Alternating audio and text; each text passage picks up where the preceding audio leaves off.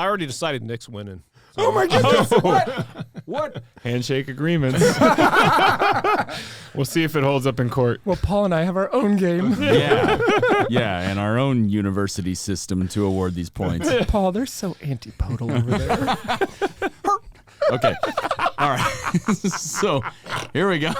Sorry, that was dumb. No, it was awesome. Dog barking. That's what a poodle sounds like. Yes. You know why we put you in the middle so you can't get up and leave? Yeah.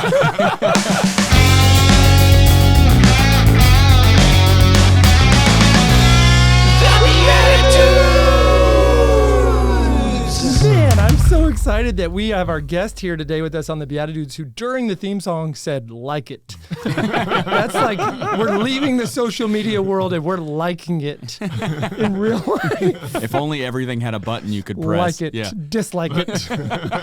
Well, speaking of liking it, I want to tell you my name is Jeff Shufflebein. I've added 2 friends in my life, Nick Besner. What's going on, everybody? Thanks for accepting my request. And I've been following Paul. He finally accepted my request to be friends on real life. Yes, on Paul Kolker. Hi, hello. Yes, friends IRL, as the kids say. He was ghosting you for a while. I know, but then I got blushy faced emoji, so emoji. I'm very French in my. We are obviously not over 35. What? All right, hang in there. Well, you are under 35. That's right. Yes, yeah. You know, I'm about to introduce to y'all one of my favorite people. And no, if you're watching the YouTube version, this is not Clark Kent. This is actually this is a man named Dr. Jonathan Sanford, and he has embraced fully what dudeness is. Dude is a sharp-dressed man from the 1880s or 1890s. I need a beard like yours is what I need. It's pretty salt and pepper these days. He rode up in a horse and carriage, so he was very, very on par. It makes you look wise. Yes. Me? Yeah. Your glasses make you look smart. Yeah, that's why I still wear them. I had LASIK, years ago. These are just readers. That's awesome. It's a decoy glasses, huh? I was just kidding. Oh, okay. Dr. Jonathan Sanford, I feel like this is like one of those moments where I'm in public with you, so I'm calling you doctor. But you've earned that. I'm not trying to take that away from you. No, you can just call me JJ. I call you JJ. Sometimes I call you John. I've called you Dr. J. What about JJ Ph.D.? Does that also work? That's a lot of letters. That seems like one of those acronyms that's forbidden. It's just alphabet soup at that point. Thank you for coming to the BeatiDudes. My pleasure. I'm happy to be here. Did you ever? Thanks for the work you guys are doing. This is fantastic. Oh, thank you. It's impressive. Thank you. The way you're reaching hearts and minds and touching souls. Well, I feel like we're in this halo that's coming around all of Irving and the Diocese of Dallas. But the centerpiece of that is the University of Dallas, where you are the president of the university. Yeah, we're really blessed to be where we are, and kind of like an anchor, pulling in a lot of great people. So an anchor thanks be to God for magnetized. Yeah. Nice. Wow.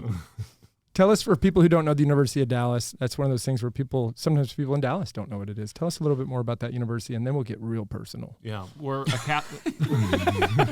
This is not just personal. The University of Dallas is my personality. This is as vulnerable as it gets, Jeff. Yeah, we're a Catholic liberal arts university.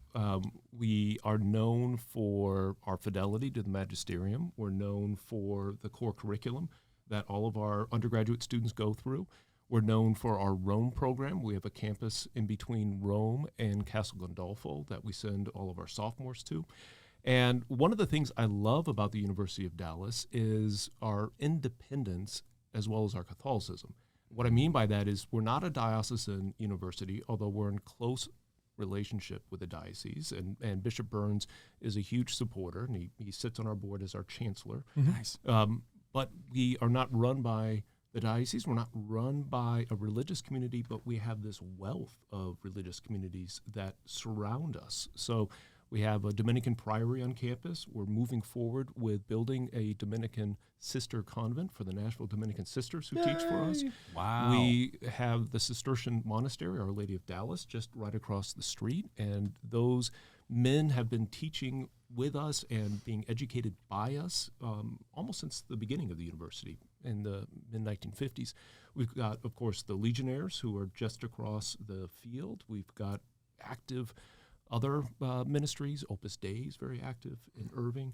And traditional Latin Rite Mass parish just right up the street in Mater Dei.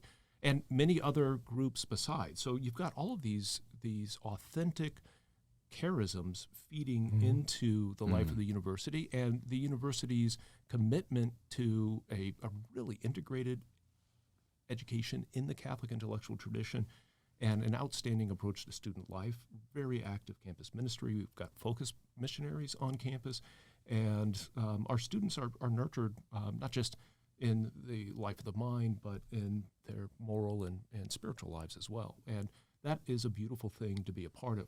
I should say we're not all about undergraduate education. We've got a thriving business college that offers graduate degrees and a whole bunch of business areas as well as the DBA. And we've got a number of Ph.D. programs and master's programs and humanities degrees. What was DBA? What did you just say? Doctor of Business Administration. Oh. Why be a master when you can be a doctor? Nobody's ever talked to me about this before. Do you remember the last time I sat with you, I asked you for an honorary doctorate? Well, we got to get you back to finish your degree, Jeff. To be clear, my master's degree. Oh, my master's degree. sure. Come on. Master's degree. I was excited to find out you were a former student. I spent a year there. Yeah. I did. It was Oh, a great nice. year. Yeah. I was 30 years old. I got wrapped up in the party lifestyle. No, I'm just kidding. Not on campus. Is there anything that the university doesn't offer? You Yeah, just no sound kidding. like I couldn't even keep up. A lot of Latin words in there. It's like the Catholic I cornucopia. can translate. This should be beer, and you'd get more progress. But There you go. There you go. Well, hey, listen, can we'll do take a that. time out of the commercial break. We need to reach out to Celestial again. That's right. Yeah. Wait a minute, that's 10% alcohol by volume. Yeah, that was rough. We tanked on that show.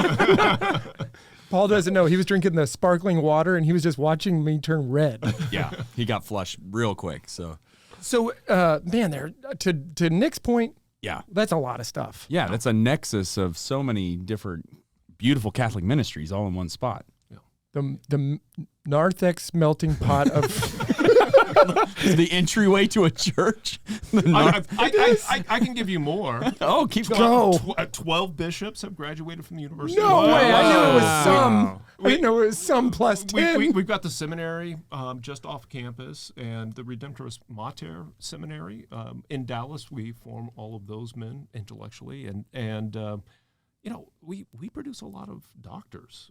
We've got an above 85% med school placement rate, which is higher than most Ivy League schools, and produce a lot of lawyers, and produce a lot of great mothers and fathers.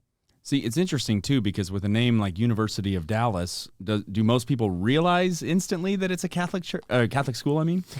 Yeah. we have a problem there. Oh. And it's not uncommon for a Catholic university to be named after a city. Sure. There are a number of examples. But, I have to lead with a Catholic thing.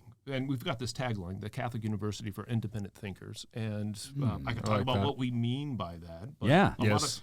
of, there's a real need to think for yourself, particularly in our culture today. And giving our students the ability to judge arguments coming from whatever direction, that's a real gift. Well, and isn't that a big part of the core curriculum there is a rigorous training in writing and then philosophy along with that? And That's right. That's right. So a you- lot of writing, a lot of vulnerability, Hey. and defending your positions, and having somebody say, you know what, I think that's wrong, and learning how not to get upset about it, and come back with a better argument. So it's about a pursuit of truth, That's right. and one where you're invested in your argument, sure, but you aren't like offended or harmed by somebody else disagreeing with you. It sometimes takes a little time for our new students to learn how to do that, but that's the outcome. That's the goal. Awesome. I think that one of the ways that I've heard you describe this, and what I've got to be very honest, when I first heard this term, it didn't compute to me what a Catholic liberal arts college was doing. Like, what is the liberal arts part of that? People, I think, misplace liberal arts in that sentence. Yeah, it's definitely not invoking liberalism. It's not a political term. The liberal arts are those ways of thinking that liberate you from ignorance, from a kind of undue attachment to your passions and liberate you for a life well lived. So what we're providing are fundamental habits of thinking and also moral virtues that enable you to navigate the complexities of our world and to stay faithful to truth with a big T along the way. That's like the coolest pitch for a liberal arts anything ever. Yeah, that's why we weren't laughing at you. We were laughing because we were just kind of blown away at how perfect that all Probably sounds. my dumb face over here. Catholic from a big T, from Catholics with the big C. There we go. Yeah. There we go. Yes. I like it. Yeah. You know, like the big C church is a lot different than yeah. the church that just kind of says stuff to you. Touche. Yes. I'm not sure if we're ready for a new tagline, but I like that. I like, That's the social media tagline. I think we could all kind of help you out here. University of Dallas, we're actually Catholic. The rest, well, I'm not going to say the rest. Some of you could maybe drop that word from what you're doing. Whoa, yeah. Hey, Shots fired. I can defend myself. I'm liberal arts. Yes. Good job. You have a black belt in Instead of liberal arts. I'm going to have a black eye. anytime independent thinking comes up, Jeff's just going to say, nope, liberal arts. That's incredible. You know, well, speaking of this idea of being truly, I don't even know the right terminology for this, so I'm going to punt this to you, Dr. JJ, is being so authentically Catholic or rooted in the teachings of the church that you end up on these things like the Newman honor roll for colleges and universities. Can you speak to that a little bit? Because I think that there's a lot of people who just label it, every school is just a Catholic or not Catholic school. Yeah, so you know, the Newman list is really the brainchild of Patrick Riley, who was a student at Fordham University in journalism and was outraged at some departures there when he was a student from magisterial teaching, and he put together a way to test accountability to the magisterium. I tend to and we've been on that list since the very beginning, and it's a way for parents and prospective students to ascertain, okay, is this one of those schools or not, right? Do they can you check the boxes that need to be checked? Do they have a mandate for each of their theologians from the bishop with permission to teach theology? Are they really forming students in an authentic Catholic anthropology in their philosophy of the human person courses? Do they have a faithful campus ministry office? I look to two main sources: Ex Corde Ecclesiae, which is an apostolic constitution that Pope St. John Paul II issued in the 1990s, that is focused on what a Catholic university is, both as a Catholic institution and as a university. And as you guys know, St. John Paul II, he's a creature of the university. He had 2 doctorates in philosophy and theology, taught for many years in Poland, and he understands the depth of formation that's required, and protects there as well academic freedom, rightly understood as circumscribed by the truth and careful reflection with respect to the common good. Those are kind of the 2 ways in which he frames how you come at academic freedom. But to be a Catholic university, to be authentically Catholic, you need to measure up to some of the norms that he articulates in that apostolic constitution. Like, you need to have the majority of your faculty be Catholic. You need to make sure that those, whether they're Catholic or not, understand and can express respect for the Catholic Church and the Catholic intellectual tradition. So we have both Catholic and non-Catholic faculty, and yet everyone is wrapped up in this mission. The other document that's vitally important is the idea of a university. St. John Henry Cardinal Newman put together this series of lectures in the late 19th century when he was charged by the bishops of Ireland to found a Catholic university. And they're incredible reflections on what it is to be a university. And what I love about Newman is he does not flinch from explorations, inquiries into every subject matter. what I think you find in both those documents is a freedom from anxiety, right? To be deeply rooted in the Catholic intellectual tradition is not to be afraid of anything, and to realize that there are treasures to pull from all traditions. Yeah. This is part of what it is to be Catholic, and St. Augustine was the first to really frame this well with that image that he gives of the way in which when the Israelites left Egypt, right, they took gold with them. And there's gold to be found in all places in which the human spirit is active.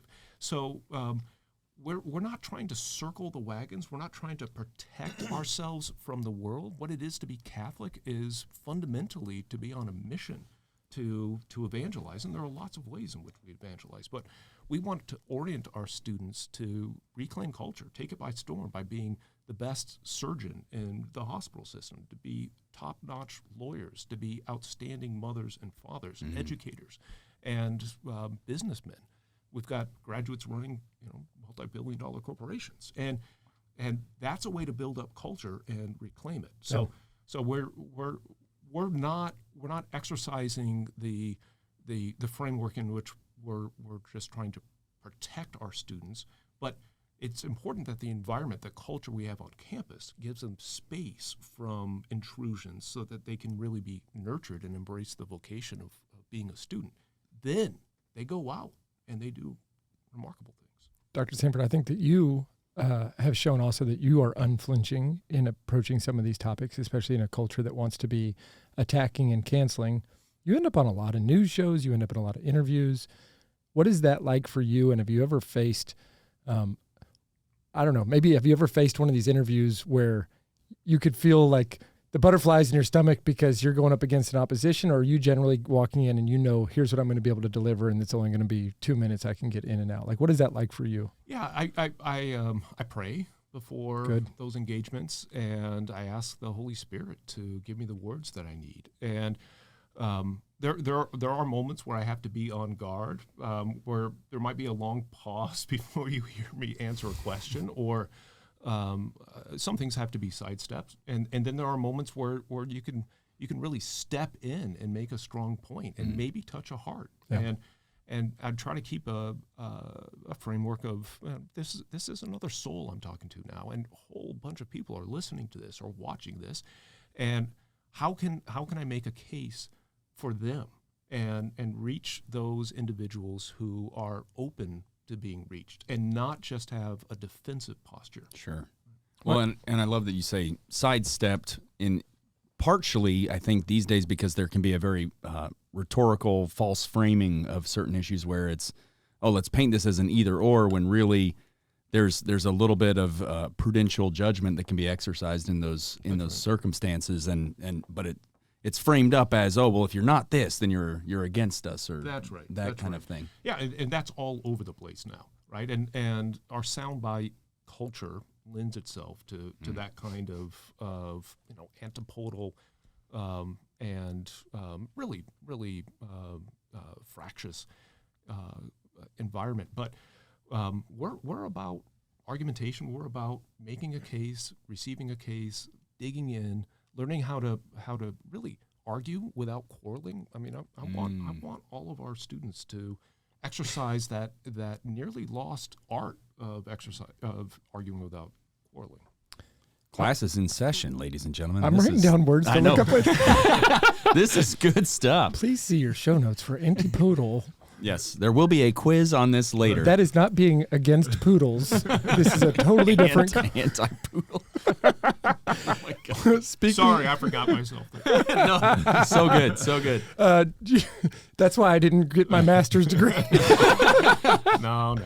You're one of the smartest guys I know, Jeff. Jeez, all right. Well, let's keep that spirit going. We're going to play a game. We're going to play a game called Blessed Are the Joke Makers, for they shall inherit the points. That's right. Ooh. And so the way this is going to work is we've got a character card and a question card of some kind. And so as the character, we have to answer this question or fill in the blank or whatever it is. So we got to take on a persona here and try to answer this. So how many points are we going to get? 39 points. 39? 39 I'm points. going for it. All right. Hey. Not like any of those other times. I was holding back until you lowballed the points.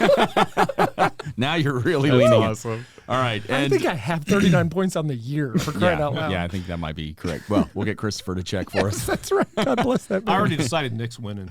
Oh my goodness. What? Handshake agreements. We'll see if it holds up in court. Well, Paul and I have our own game. Yeah, and our own university system to award these points. Paul, they're so antipodal over there. Okay. All right. So here we go. Sorry, that was dumb. No, it was awesome. Okay. Dying dog barking. That's what a poodle sounds like. Yes. You know why we put you in the middle so you can't get up and leave? Yeah. You're stuck for another 30-ish minutes. All right. Here we go. So the character is, as a drill sergeant, you have to answer the question, Lord, I need blank.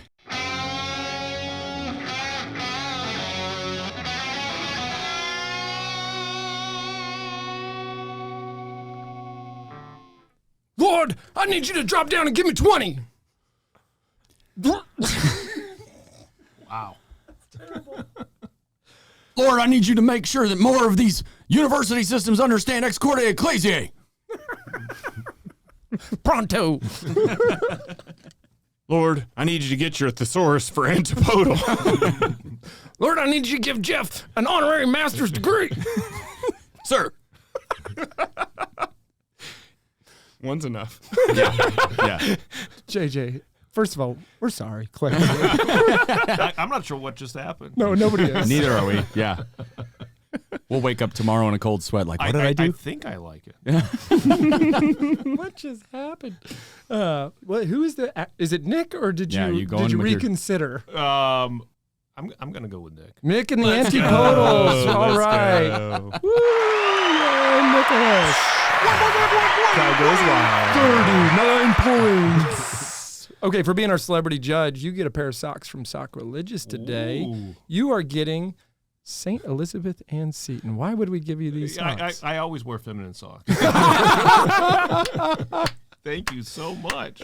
There's a tie-in here. She's the first educator in America, right? I know. Look, listen, right now, I know this for a fact. Nick is wearing St. Joan of Arc. I am. I am wearing one of the Mary Full of Grace where when you walk, you step on the head of the serpent because it's on the bottom of the sock. And I am wearing Ralph Lauren. I'm wearing a scapular. Oh, Is that- nice. That's kind of feminine. As a sock? Just wrapped repeatedly. Are we all just going to start showing off? I'm actually wearing barbed wire right now, and I'm beating myself in between meetings. Okay, so Sockreligious, you can get your own Sockreligious socks with a 10% discount if you are a BeatiDude lover, which, if you're listening to this, you've got to be a Yeah, you have BeatiDude to be. lover. Must. And we're going to hear from By going to sockreligious.com/BeatiDudes. Man, thank you. I got you. Gosh, I you got got you. me. All right, we're going to hear from our other sponsors. We'll be right back. Hey, y'all, this is Jeff Scheffelbein. When Nick and I set out to start our new company, Undivided Life, we were really concerned about how would we cover the healthcare needs of our growing families, and we were so excited to find a company that fit both our medical needs and our faith beliefs perfectly. It's called Solidarity HealthShare. It is an ethical alternative to traditional health insurance. We're never part of sharing in the medical costs of anything that goes against the teachings of the Catholic Church, making it a great alternative for Catholics and Christians alike. Solidarity is very affordable, which is perfect for a large family or for a new and growing business like the one we've started. So visit joinsolidarity.com today so that you can get started with us. Let me tell you about Decided Excellence magazine. Decided Excellence is a great resource reaching thousands of families in your local community. They've got original content featuring local families and notable theologians like Scott Hahn. If you're looking to grow in a specific way, they can be a great partner for that as well. They partner with thousands of parishes creating parish magazines. If you're a business owner, Decided Excellence can be a great way to advertise to homeowners right there in your backyard. And if you're looking to earn a little bit of extra income, Decided Excellence has a partnership program where you can become the owner and publisher of your local magazine. So partner with Decided Excellence and begin growing together today. Hi, it's Paul Kolker from the BeatiDudes here, and I just wanted to share with you guys that I also, outside of the show, perform improv comedy on a regular basis with a group called Divine Comedy. So what we do is we come up with everything on the spot, so whether you're looking for faith-filled, fun, family-friendly comedy for your youth night, or whether you're looking for clean comedy for your corporate event, Divine Comedy can perform for your group and even get you in on the action. So if you'd like to hire us to come out and perform for your next event, check out DivineComedyImprov.com. Divine Comedy, an inferno of fun. Okay. That's a nice little bass line. Welcome back, everybody. Sitting here with Dr. J.J. Sanford, president of the University of Dallas. I don't think I've ever addressed a president of anything so casually. What's up, dude? Hey, dude. Break it down for us, Dr. J. That's right. That's right. One of the things you mentioned in the first segment there was the focus on being an independent thinker. Obviously, that's a journey.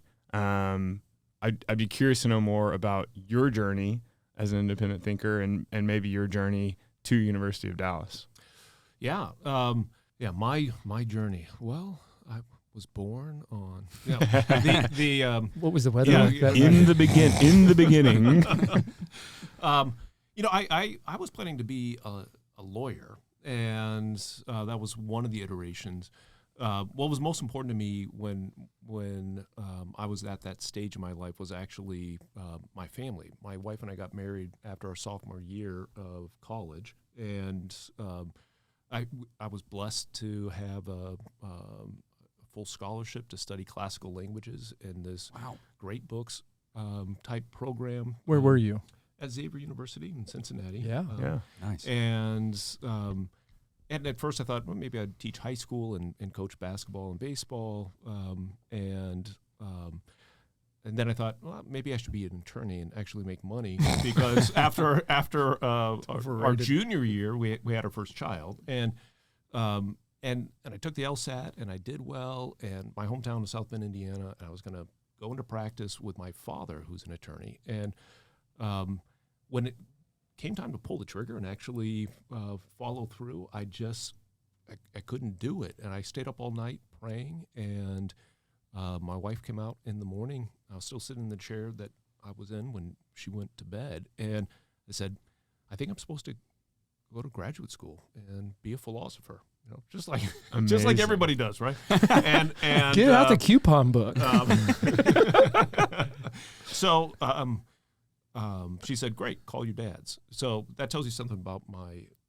That is, not that my. Okay. But I thought I heard an S on the end. Was that just me? My father and my father-in-law, both of whom were eager to see us move back to our hometown. Yeah. And so quickly put out applications, went to graduate school. And part of my motivation was I was so grateful for the teachers that I had both in high school and in college, and thought, what's the way I can actually not repay the debt, but make an act of real gratitude to the gifts that I was given. And teaching was my attraction. And I had a teacher who said, look, you're going to get really bored if you only teach high school. You've got the capacity to get a Ph.D. and you might enjoy teaching college. And why don't you try that? And if it doesn't work out, then teach high school. And that was sound practical advice. And not that you're raking in the dough with either one, but that was not my primary focus. And I had a part-time business on the side. I was painting houses and occasionally doing roof jobs. And we made our way through a graduate program. Like every philosopher does. A lot of thinking up there. Yeah. And I was blessed with a generous stipend from the university. And I reached a point of crisis, though, where I was not connecting my philosophical studies with my faith life. So when my wife and I were preparing for marriage, we got connected to the couple league, and the catechism had come out not that long before. We were immersing ourselves in that, immersing ourselves in Envoy magazine. I don't know if you remember that Patrick Madrid I was do. involved. Yeah. And I read the book Envoy for Christ. Yeah, and then Catholic Dossier, Ralph McInerney at Notre Dame was putting that out, and just expanded our understanding of the faith, and really committed ourselves to living a Catholic life. We wanted that from the beginning of our marriage, but I wasn't putting the two things together, and I felt kind of stuck, and was praying about it, and realized that I was never praying about how to approach my studies, and in the sense of integrating them with my faith life. And you may not know this, but most philosophers are not theists, much less moral realists. There's a lot of agnosticism, maybe unsurprisingly. Sure. And so I was in an environment where, and I was at a secular university where I had freedom to kind of do what I wanted, but it was that inspiration that led me to commit my studies under the care of St. Thomas Aquinas. I was at that time not a great student of St. Thomas Aquinas, working on a lot of German philosophers and Aristotle and Plato. Then had a postdoc at Fordham University, did some teaching there, worked on my first book, and made some friends, and got a job offer from several places, one of which was Franciscan University of Steubenville. And I was interested in what they were doing in their philosophy department in particular, where I was kind of like a bridge between two areas. They're big on the thought, they were at the time, of Dietrich von Hildebrand, who had a big influence on me, and great champion for promoting the dignity of the human person. He was a great defender of Jewish culture and Jewish individuals when he was in Germany and then Austria, and kind of a heroic, inspiring figure. And then St. Thomas Aquinas, and I was sort of in between the two. And I was perfectly happy teaching at Franciscan. It's a great institution, and was there for 13 years, and progressively was asked to take on leadership positions, and did a work that I'm really happy about, that's still bearing fruit at Franciscan, and wanted to step back and work on another book.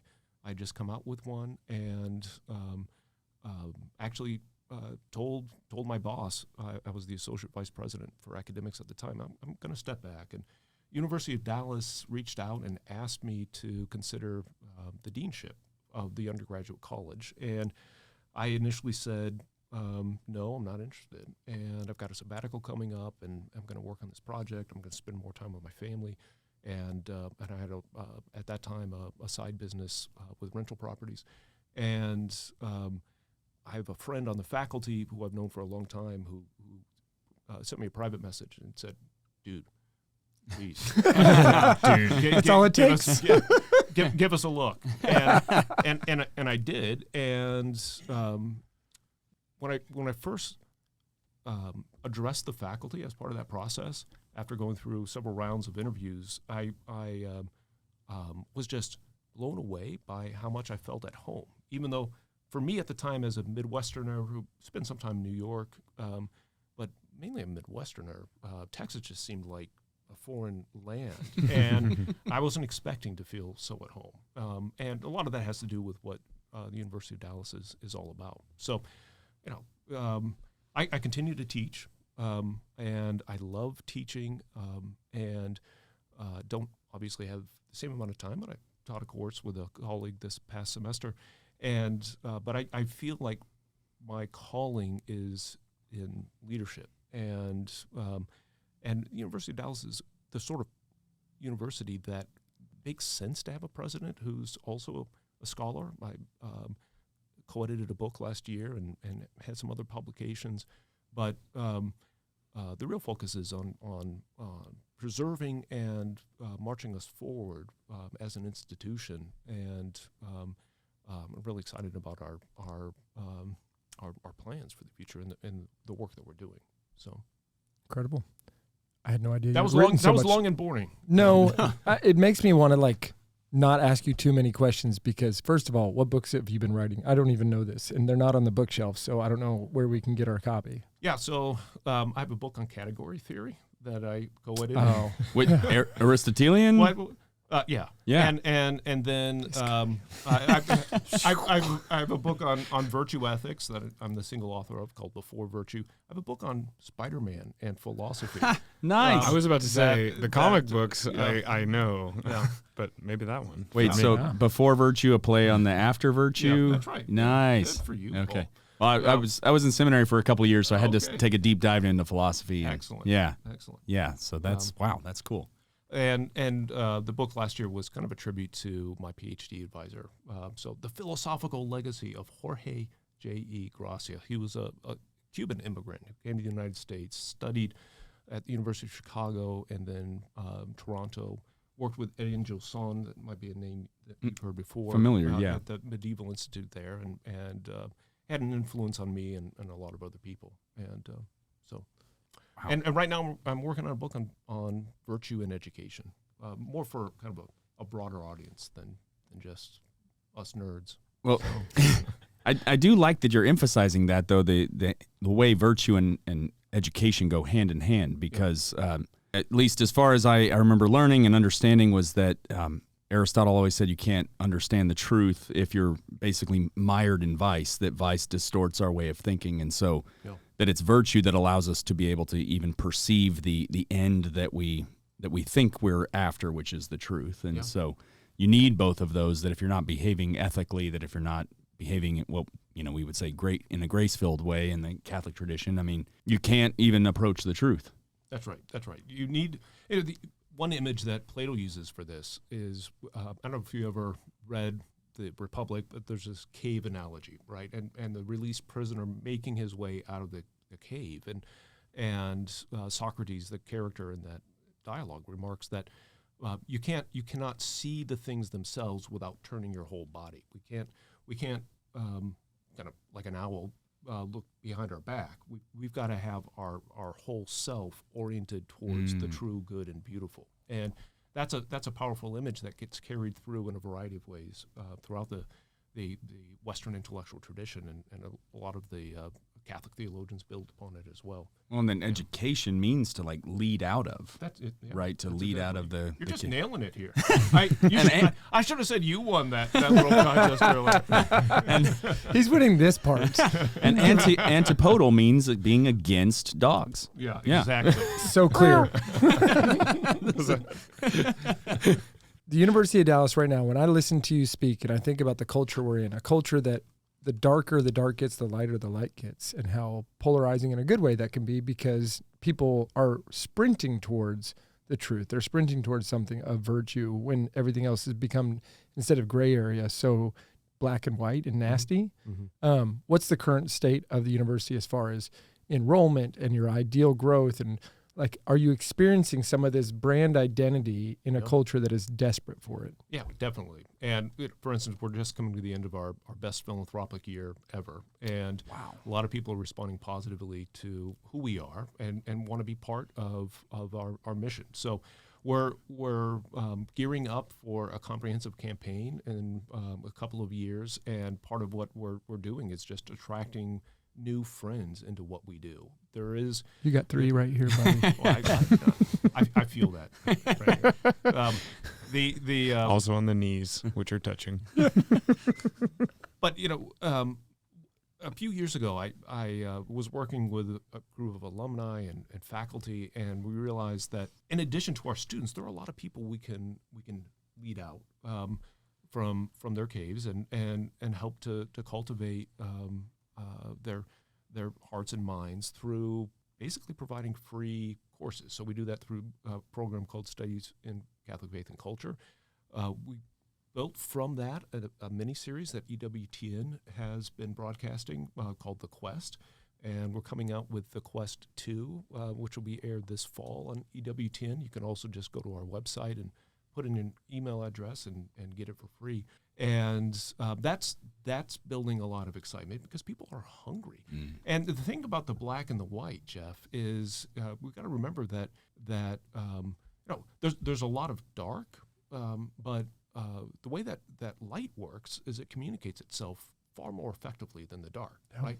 And we're a tradition, we're a church that starts small oftentimes. I mean, there were just 12 disciples. And, reading from Mass today, when Paul got to Ephesus, the chapter before describes, there were like 6 guys who were ready to receive the seed, and from that grew one of the most vibrant early Christian communities. And we need to remember that what we have to share communicates itself. This is the nature of the good. It wants to share itself and do so in a non-competitive way, right? I'm in the business of sharing non-scarce goods with individuals, and it's not a zero-sum game that we're involved in.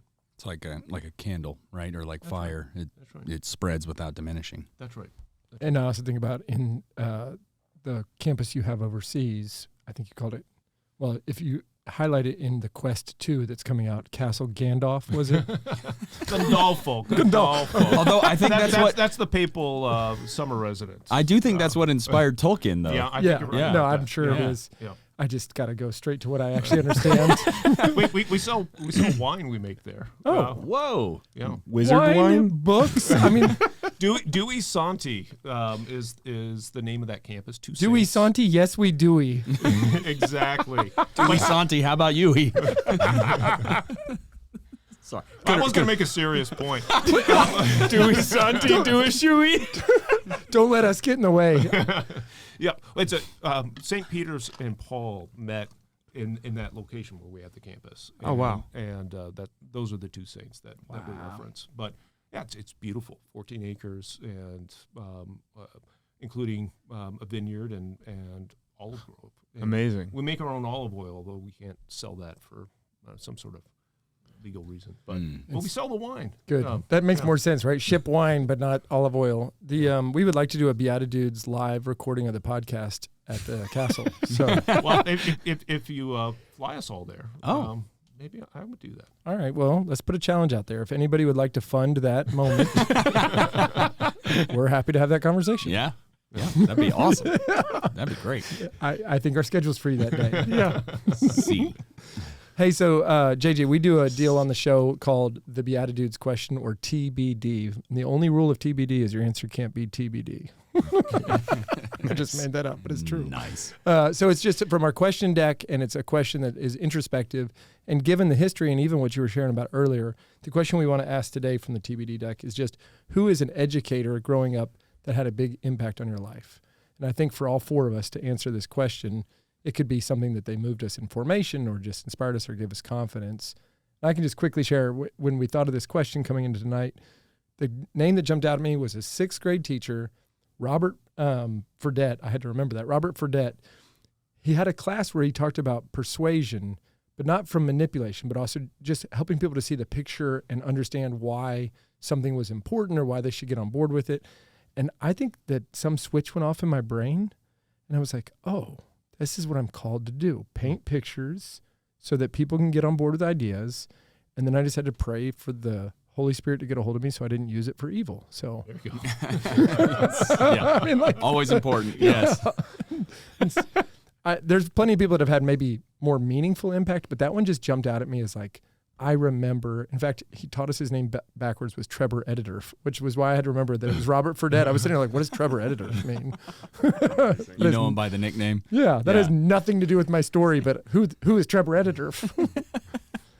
All right, how about Paul? You got one? Yeah. So Father T.J. Martinez, Yes. SJ. Do Yes. you know him? Yeah. Brother, when he went down to Houston, my Yeah. friend, I didn't know it. Cristo 'cause I Rey. guess it's from was he a Jesuit He before? was a Jesuit before he was fully a Jesuit. I mean, he was still in his scholastic I'm period. going to let you share this, but I've cried so hard whenever I was watching the videos at the end. Okay. Yeah, he was amazing. He was my junior theology teacher at Jesuit when I was in high school, and the theology program at the time, that I forget exactly what was happening, but he basically was allowed to just create the junior curriculum, or at least for his class, and so he structured it as the first semester was all philosophy, and it was just sprinter's pace, blowing through all of this philosophy, and then the next semester was all the theology, and he framed it up as, here's all the questions and here are all the answers. And it was a phenomenal way, and it opened my eyes to a lot of things in terms of, oh, well, here's the depth of thought that we can get to, and then here's the depth of revelation and just how all of that works together. And but then he was just an incredibly personable guy, and I remember he would let us make videos with him, and he would act in them, and he was a shorter guy, and he would stand next to one of our tallest faculty, but we like lined him up eye to eye and then zoomed out slowly, you know, and he let us make all these kind of spoofy sort of things, and he'd play along. And so he was an inspiration to a lot of us, and I know I couldn't make it, unfortunately, to the funeral, but I know a lot of my classmates, he was an inspiration for a lot of us. He died. I didn't know him ever. My friend Michael Dillard ended up being a huge part of launching that school down there that he came to. Yeah, Cristo Rey. And on the board, and actually just got some big achievement award. But anyways, I only know this because he would talk so much about Father TJ. Yeah. And I would watch those kind of end-of-life videos that weren't about, woe is me. He died with such grace and joy. Obviously, if you're listening to this, Paul and I don't talk about the answers. None of us do beforehand because I had no idea that was coming. What a great example. I'm sorry I didn't know him, but I feel like I do from all the videos. Go look him up. Yeah, he's an incredible man. Yeah, all right. That's awesome. Top that, JJ. It's not a competition. It's worth 39 You points. get 38 points, Paul. For viewers, I think Jeff almost cried. I did. Yeah. No, this is yes. So I can't do that. Give me those socks. I earned them.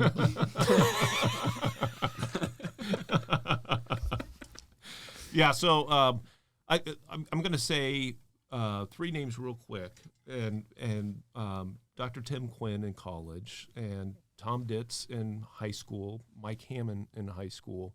But I want to come back to my 8th grade literature teacher, Dr. Roland Lassiter, who was such he gave me my love for Tolkien.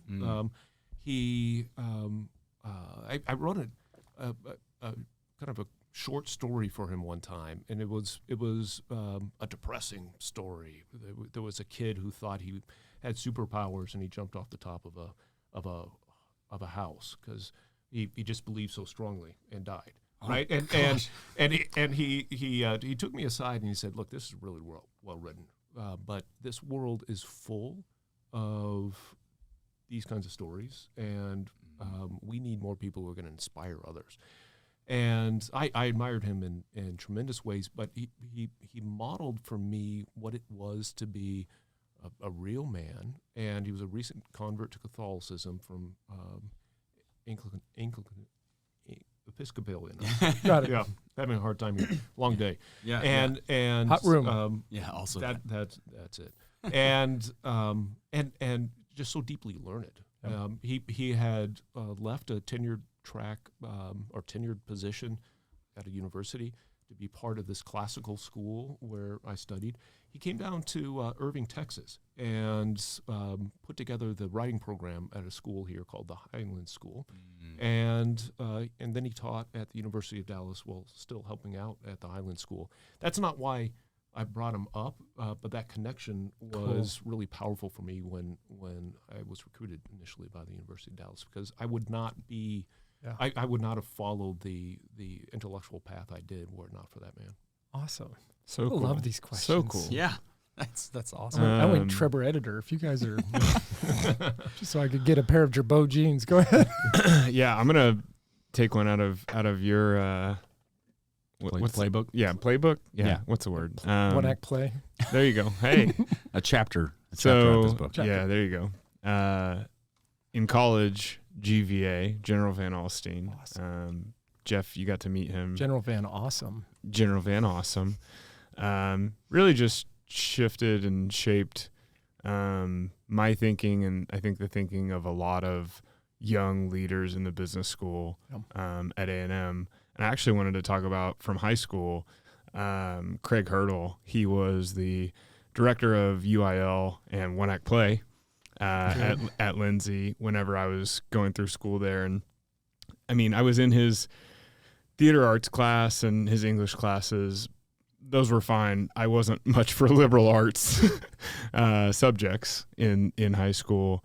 But in all of the UIL and academics, the extracurriculars that he led, he just demanded excellence to a level where, at Lindsay, we were winning state as the expectation. Yeah, that was it. Win state. Anything less than that would have been a failure, right? Wow. And we won something like 6 years in a row, and we won one act play 3 out of 5 years, and second the other. Like it What's was the just, name of the award that your school kept winning that I'd never heard of? Yeah, so the Lone Star Cup is. You ever heard of this? It's an award given to each classification of Texas schools, and we won it all 4 years that I was in high school. And it's like the winning, it's a combination. winning of things. It's a combination of academics and athletics. Nobody at my school had ever heard of it. Yeah, most people haven't. But yeah, we that won. tells us a lot about your school. We won that all 4 years I was in ran. school, and primarily because we were so good in all of the academics led by Incredible. Mr. Hurdle. Wow. Yeah. That's fantastic. Yeah. All right, like I said, I totally love these questions because I get to know you guys better. And JJ, like, you are a total BeatiDude. Wow. Highest level of compliment right there. But let me ask you I asked him something. a simple question earlier. He goes for 15 minutes. He's like, forget my doctorate. He's out of words. He's out of words. Wow. A question for you is, does your wife know that you're a BeatiDude? And that's what we're going to finish tonight's show with, okay? Actually, that's not really what this game is. But so we have a tradition called Reverse Simpsons. They start every episode differently. We finish every Monday episode differently than any other. So we have to be pretty creative. We phoned your wife. And we Asked her some questions. asked her some questions to see if you could get the same answer that she gave. You did not really phone my wife. Hold on so I can introduce this episode. You've never heard this music. I just added this. Nice.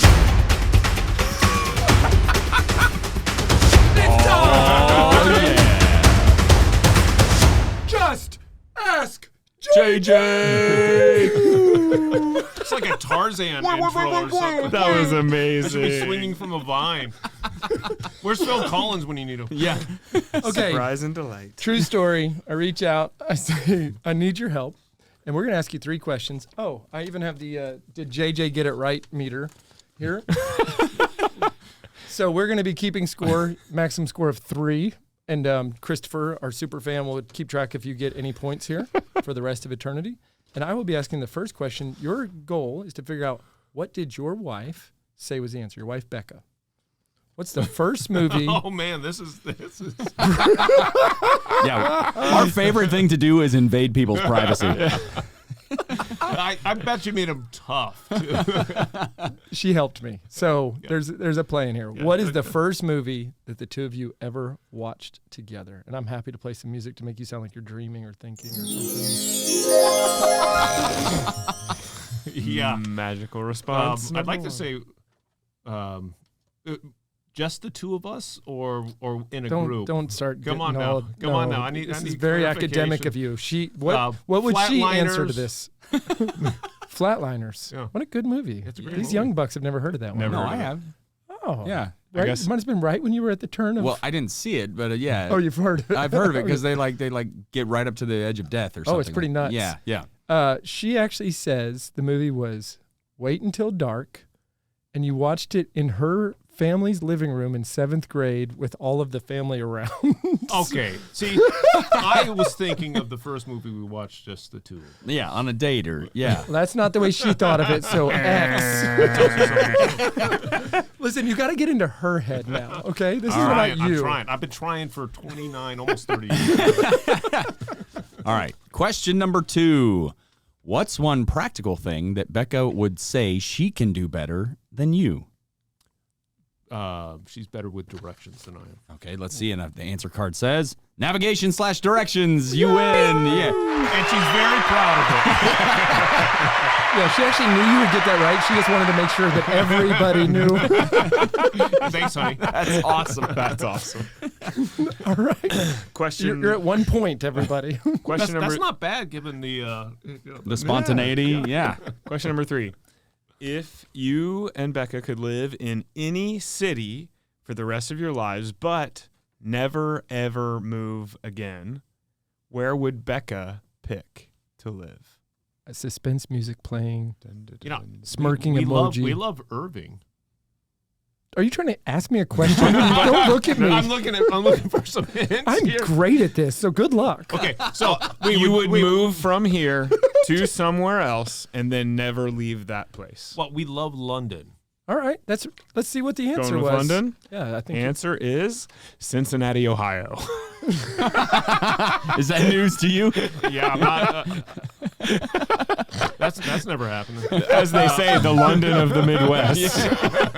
It's a bridge there. Yeah. Cheerio, Cincinnatians. All right, we are so proud of you. Listen, so If this was baseball, that's a decent average. That's true. Correct. it's not. Might be Hall of Famer. I'll tell you what. So we can't wait to have the bonus show with you, Dr. J.J. Sanford, because we are going to go deep into some stuff about family. I think you have one of the most fascinating and just admirable families. I think you're an incredible father, but I'm leaving you on the hook so you can learn more about that on the bonus show. So we will see you at the University of Dallas. And until next time, we will see you in the Eucharist. God bless. Thanks for tuning in. If you'd like to join us at our undersized table, subscribe to the video version of the show on YouTube by typing @ that's the symbol @ so shift and 2 on your keyboard, @the_BeatiDudes on YouTube. We'll see you there. This podcast is part of the Spoke Street Network. For more great podcasts, visit spokestreet.com.